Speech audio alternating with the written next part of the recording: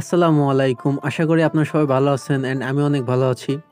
আজ আপনাদের মাঝে একটি ভিন্ন রকমের ভিডিও উপহার দিতে যাচ্ছি।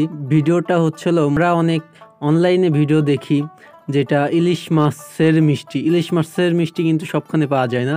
আমাদের কাশিয়ানী গোপালগঞ্জের জয়নগর বাজারে এই মিষ্টিটা পাওয়া যায়। মিষ্টি খাবো বলে সবাই মিলে ওই জয়নগর উদ্দেশ্যে রওনা দিই।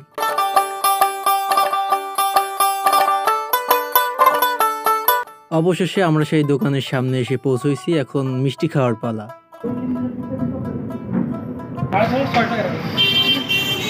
তুমি কি খেতে এসো কাকা? মাছ মিষ্টি। কি মাছ মিষ্টি?